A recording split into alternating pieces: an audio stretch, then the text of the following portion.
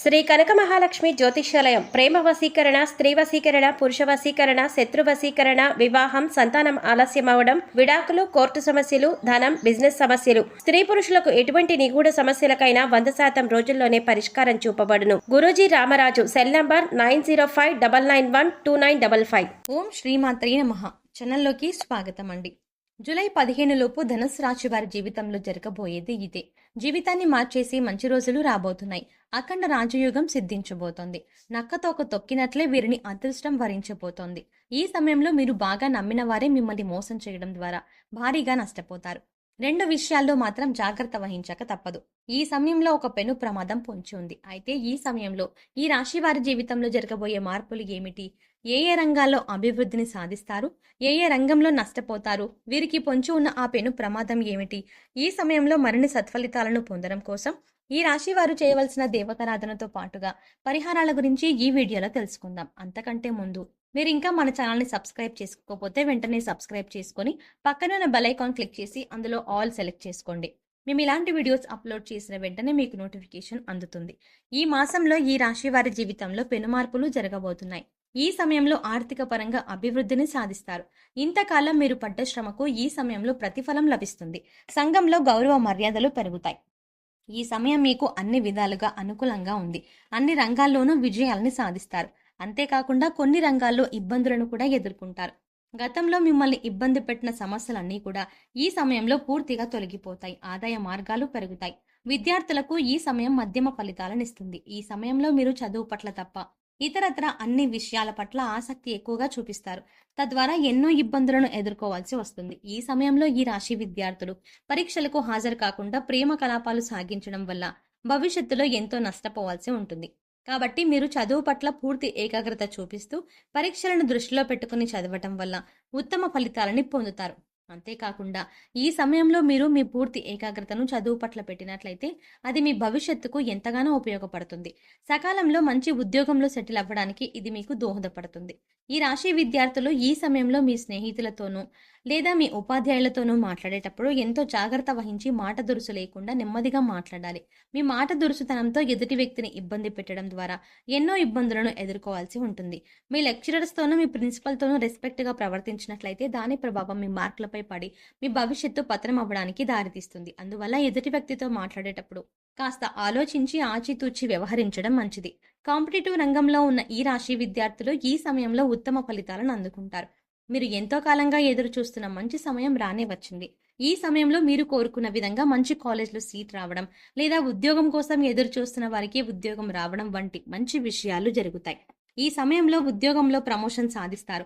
ఎంతో కాలంగా నిరుద్యోగంతో ఎన్నో ఆఫీసుల చుట్టూ తిరిగి విసిగిపోయిన ఈ రాశి వారికి ఈ సమయం అత్యంత అనుకూలంగా ఉంది. ఈ సమయంలో మీరు ప్రయత్నించినట్లయితే మీకు ఉద్యోగం తప్పక లభిస్తుంది. అదేవిధంగా ఉద్యోగం చేస్తూ వ్యాపారం ప్రారంభించాలి అనుకునే వారికి అనుకూలంగా ఉంది. ఈ సమయంలో మీ నూతన వ్యాపార ప్రయత్నాలు లాభిస్తాయి.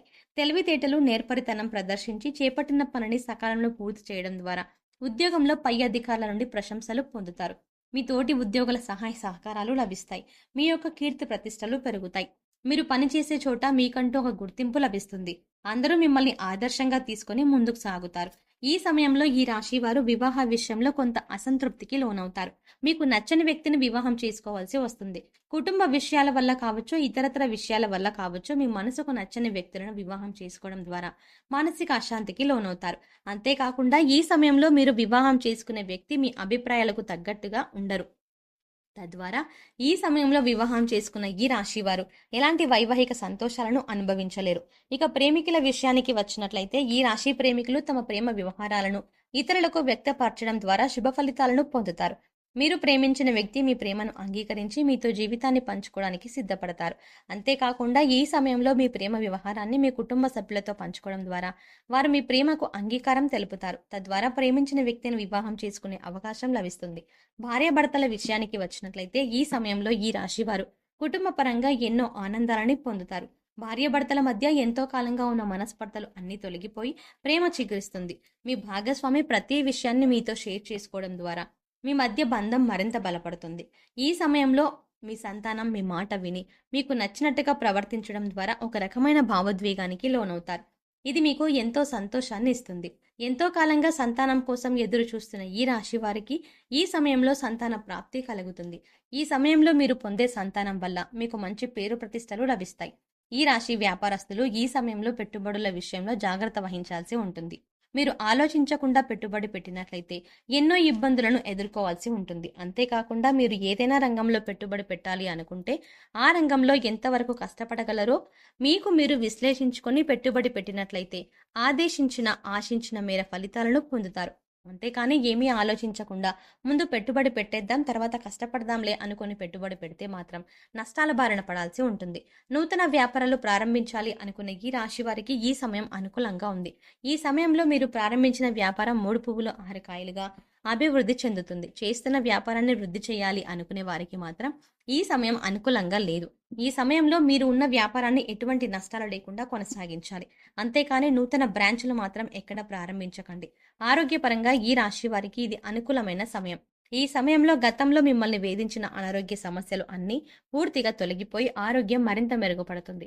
అయితే వాతావరణ మార్పులకి అనుగుణంగా మీ ఆహార నియమాలను మార్చుకుంటూ యోగా, వ్యాయామం చేయడం చాలా అవసరం. అయితే ఈ సమయంలో తలనొప్పి, జలుబు వంటి చిన్న చిన్న అనారోగ్య సమస్యలు ఇబ్బంది పెట్టినప్పటికీ కూడా అవి సకాలంలో తగ్గిపోతాయి. ఈ సమయంలో ఈ రాశి వారికి పొంచి ఉన్న పెను ప్రమాదం ఏమిటంటే ఫోన్ మాట్లాడుతూ వాహనం నడపటం వల్ల మీకు యాక్సిడెంట్ అయ్యే అవకాశం ఉంది. అందువల్ల ఫోన్ మాట్లాడుతూ వాహనం నడపటం మంచిది కాదు. అంతేకాకుండా ఈ రాశి వారు ఈ సమయంలో ఏదైనా పని మీద బయటకు వెళ్ళేటప్పుడు వాహన నియమాలను తప్పక పాటించాల్సి ఉంటుంది. 2 వీలర్పై వెళ్ళినప్పుడు హెల్మెట్ పెట్టుకోవడం, 4 వీలర్పై వెళ్ళినప్పుడు సీట్ బెల్ట్ పెట్టుకోవడం వంటి వాహన నియమాలను పాటిస్తూ ట్రాఫిక్ సిగ్నల్స్కి అనుగుణంగా మీ వాహనాన్ని నడుపుతూ జాగ్రత్త పడాలి. అంతేకాకుండా ఈ సమయంలో మద్యపానం చేసేవారికి, ధూమపానం చేసేవారికి, ఇతరతర మత్తు పదార్థాలను స్వీకరించే ఈ రాశి వారికి ఈ సమయం అనుకూలంగా లేదు. ఈ సమయంలో మరిన్ని సత్ఫలితాలను పొందడం కోసం మీరు చేయవలసిన దేవతారాధన చూసుకున్నట్లయితే నిత్యం ఓం దుర్గాయ నమః అనే మంత్రాన్ని 108 సార్లు పఠించడం ద్వారా శుభ ఫలితాలను పొందుతారు. బుధవారం వినాయకుని ఆరాధించడం మంచిది. సూర్యదేవునికి నీటిని సమర్పించడం ద్వారా మంచి జరుగుతుంది.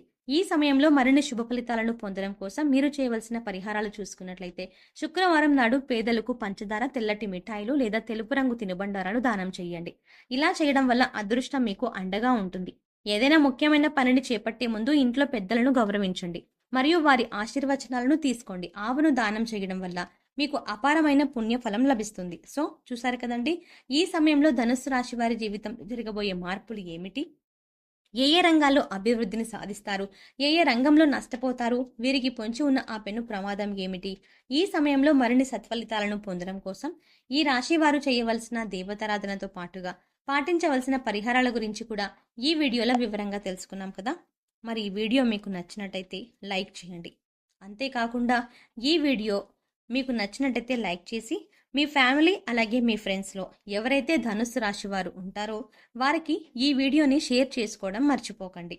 అంతకంటే ముందుగా మీరు కనుక మన ఛానల్ని ఇంకా సబ్స్క్రైబ్ చేసుకోకపోతే వెంటనే సబ్స్క్రైబ్ చేసుకోండి. అలాగే పక్కనే ఉన్న బెల్ ఐకాన్ని క్లిక్ చేసి అందులో ఆల్ అప్డేట్స్ని సెలెక్ట్ చేసుకుంటే మేము చేసే ప్రతి వీడియో అప్డేట్ మీ మొబైల్కి నోటిఫికేషన్గా వస్తుంది. మరో చక్కటి వీడియోతో మళ్ళీ కలుద్దామండి.